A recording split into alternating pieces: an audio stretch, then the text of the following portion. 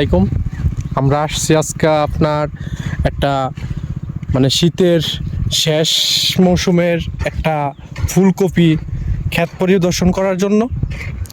তো আমরা এখন যাব মানে এই ক্ষেতটা যিনি চাষাবাদ করেছে, তো ওনার কাছে যাব যে মানে এখানে কত টাকা খরচ হয়েছে বা কি লেনদেন, এটা সম্পূর্ণ ডিটেলস আমরা জানার চেষ্টা করব। আসসালামু আলাইকুম কাকা। ওয়ালাইকুম আসসালাম। এটা আপনি কি সবজি চাষ করছেন এখানে? এটা যে ফুলকপি, মানে এটা জাতের নাম কি? এটা ফ্রেশ বলে যেটা, এক এক এক নামে চিনি, তবে আমি যেটা যাত্রা লাগাইছি এটা ফ্রেশ। ও আচ্ছা আচ্ছা। তো কাকা এখানে আপনার কতটুকু জমি আছে? এখানে প্রায় 20% মতন আছে আর কি। এখানে আপনার কতটি মানে কতগুলো চারা ধরছে 20%-র মাঝে মনে করেন? এখানে তো এখানে তো 1700 লাগান যেত, আমি একটু স্পেসটা বেশি দিয়া প্রায় 1600 চারার মতন দিচ্ছি আর কি। ও আচ্ছা। তো এইখানে আপনার মানে মানে কত টাকার মতন খরচ হয়েছে?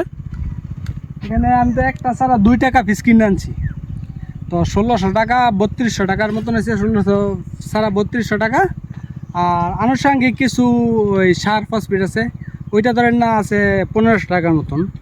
আর লাগানির খরচ আছে গিয়া প্রায় 800 টাকার মতন আর কি। তাহলে আপনি এইখান থেকে মানে সব খরচ বাদ দিয়ে কীরকম মুনাফার আশা করতে পারেন? হ্যাঁ, আলহামদুলিল্লাহ ভালো একটা মুনাফা আশা করি, কারণ এটা যেহেতু শীতের লাস্ট বেস। তবে সবজিটা যেই সবজিটা বা যেই কোনো পণ্য বাজারে ফার্স্টে আসে ওইটার ভালো একটা প্রফিট পাওয়া যায়, আর যেটা লাস্টে আসে ওইটার ভালো একটা প্রফিট পাওয়া যায়। তো আমি আশা করি যেহেতু আমার এটা শীতের লাস্ট বেস, তো আশা করি এটাতে আমি একটা ভালো একটা প্রফিট পাবো। তবে এটার আগে আমি কিন্তু এটা আগে কফি ছিল, ওই কফিটা তুইলা তারপর আবার নতুন করে লাগাইছি। তবে আশাবাদী যে তার মানে আপনি এইখানে মানে এটা হচ্ছে আপনার কফিরই দ্বিতীয় বেস? হ্যাঁ, কফির দ্বিতীয় বেস। ও আচ্ছা আচ্ছা। মানে এক সিজনে কি এক ক্ষেতে 2বার বা 3বার এরকম কফি চাষ করা যায়? হ্যাঁ, করা যায়।